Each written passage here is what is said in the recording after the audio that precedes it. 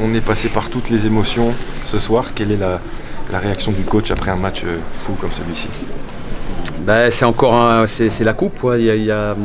On voit ça qu'en coupe, parce qu'il y a une élimination ou une qualif à l'arrivée.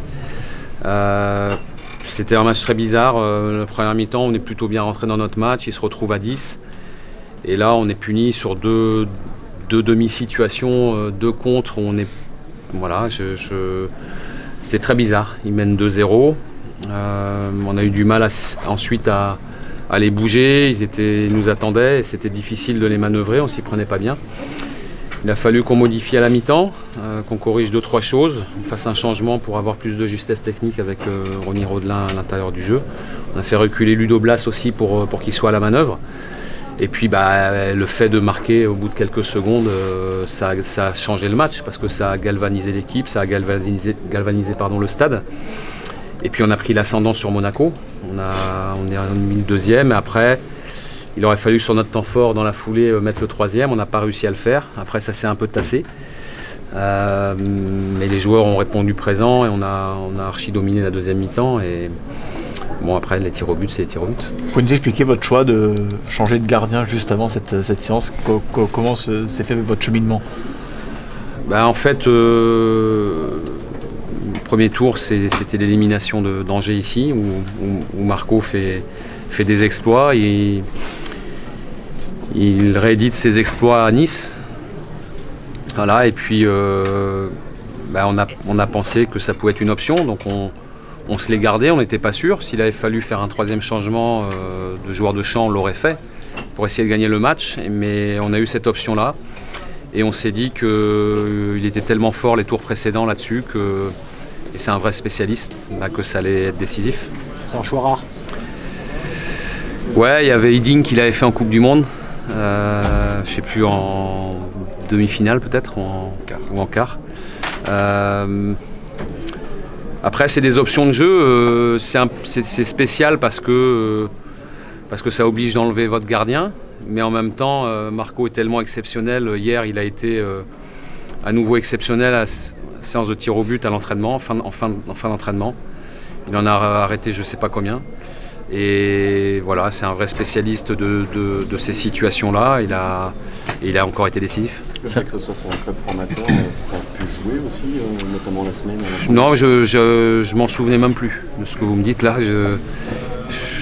Non, c'est pas peut-être pour lui, je sais pas, mais non, il avait été très très bon là-dessus contre Angers, contre Nice, et encore ce soir. C'est ce qui peut se faire en handball également. Est-ce que c'est une source d'inspiration pour vous? C'est vrai qu'on le fait aussi au hand. Moi, je suis copain avec Titi Omeyer. Et c'est vrai que je l'admire tellement que finalement c'est un petit clin d'œil pour Titi. On parle de choses spéciales, c'est spécial aussi d'être dernier de Ligue 1 et finaliste d'une Coupe nationale, non? Ouais, après c'est complètement différent. Vous savez, la coupe, c'est pas, on planifie rien en coupe. Ça se construit petit à petit, il y a un premier tour, puis un 2e tour et les choses montent. Et le fait d'avoir été gagné à Paris dans un match incroyable aussi, d'avoir réussi cet exploit de les battre 5 ans après leur dernière défaite dans les Coupes nationales, ça a aussi galvanisé l'équipe. Après, on est tombé sur un bon Monaco ce soir, qui a des grands joueurs en face, des joueurs internationaux, champions du monde pour certains, et pas seulement Sidibé, il y avait Fabregas. Voilà, il a fallu qu'on soit très bon en 2e mi-temps pour inverser le match. Qu'est-ce que ce retournement de situation, Jocelyn, dit des capacités de cette équipe, morale notamment? On avait réussi à renverser le scénario aussi au Parc. On était mené 1-0, on a gagné 2-1. Ce soir, on le renverse encore. Après, ça veut dire qu'il y a du répondant, ça veut dire qu'on est vivant. Après, on a un peu subi en première mi-temps et on s'y est mal pris, mais c'est bien que les joueurs aient eu cette envie de renverser le match.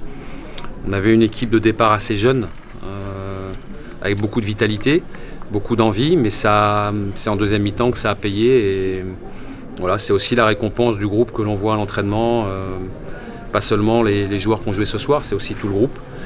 Donc là, on s'offre une finale, et une finale dans 2 mois maintenant, on va pouvoir mettre ça de côté. Se reconcentrer sur le championnat et puis aussi sur la Coupe de France. C'est l'ascenseur émotionnel là, en ce moment un peu. Non, Oui, mais justement, il faut rester dedans, c'est la compète. D'un match à l'autre, il peut se passer plein de choses, y compris dans un match, on l'a vu ce soir. Et c'est bien d'avoir renversé ça. Encore une fois, voilà, on est vivant, on est là. Maintenant, j'espère que ça va donner confiance au groupe dans son ensemble pour aborder les matchs de championnat avec un peu plus de sérénité, parce que j'ai trouvé qu'on était un peu crispé contre Reims. Voilà, il faut qu'on se serve de ça, que ça nous donne confiance pour qu'on aborde les matchs avec plus de confiance. Comment tu expliques justement le fait que vous n'arriviez pas à retourner des situations en championnat, alors que ça fait 2 fois, 3 fois, même avec Pontivy en coupe, que vous le faites en coupe nationale? C'est un état d'esprit? Comment tu expliques ça? Ouais, je crois que le gros du travail que j'ai aujourd'hui avec le staff, c'est de réussir à faire en sorte que le groupe soit imperméable à tout ce qui se dit autour, parce que quand on est mal classé, on en entend de tout. On nous présente à chaque fois dans les confs d'avant-match, quand on croise des supporters qui nous adorent, mais qui ont peur aussi de la situation, qui nous disent toujours que c'est le match de la dernière chance, mais évidemment que c'est jamais le match de la dernière chance. On l'a vu, on vient de perdre les 2 derniers, et ça n'a pas bougé au classement. Voilà, il faut simplement qu'on se serve de ça pour être moins crispé, et qu'on arrive à jouer notre football comme on a pu le montrer ce soir en deuxième mi-temps. On est capable de faire de bonnes choses, mais il faut avoir plus confiance en nous, c'est sûr. Est-ce que ça va être facile d'avoir 2 mois entre la demi-finale et la finale, où la situation en championnat est tellement précaire qu'on n'a pas le temps de penser à ça? J'espère que ça va leur donner confiance d'avoir ça en tête. On se la met de côté pendant 2 mois. On va aller jusqu'à la trêve internationale de mi-mars, et après on aura 15 jours pour préparer la finale. Ça remplacera et ça reportera notre match contre Montpellier. Voilà, je trouve que c'est un bonus, c'est quelque chose de sympa à vivre. On sait très bien qu'on va devoir se refaire en championnat. Et il arrivera un moment où on arrivera à sortir de la zone rouge. Et c'est à ce moment-là qu'il faudra qu'on accélère ensuite. Pour le clin d'œil, vous voulez Bordeaux, ou pour la ferveur peut-être Strasbourg? J'ai pas de préférence, on est content d'être en finale. On sait que ce soit l'un ou l'autre, ils seront favoris forcément, parce que ils ont des classements qui sont bien meilleurs que le nôtre aujourd'hui. Strasbourg est quasiment une équipe, je ne vais pas dire sur le podium, mais avec un pied 3/4 dans les places européennes. Voilà, mais après nous on a aussi l'avantage de connaître ces événements-là. Et vous savez très bien que les finales se jouent aussi dans les têtes. Il y a une euphorie mais contenue quand même ce soir.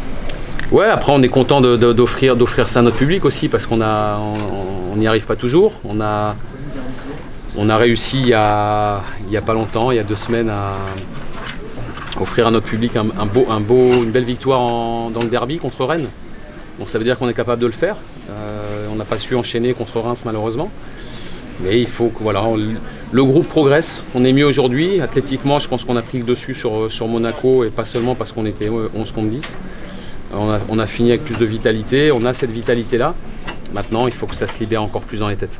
C'est incroyable de se dire qu'il y a 2-3 mois, ton retour à Guingamp était presque impensable. Et là, quelques mois plus tard, tu vas préparer une nouvelle finale avec ce club. Ouais, je sais pas quoi vous dire. Quand je reviens, je pense pas à ça. Mais encore une fois, là, en coupe, ça se construit, c'est tour après tour.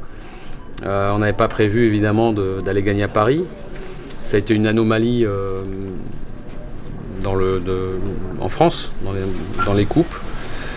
On avait bien remarqué que ça leur avait pas fait plaisir. Ils se sont un peu vengés en championnat. Bon, on accepte. Mais on est content d'être en finale. Merci. Merci. Merci.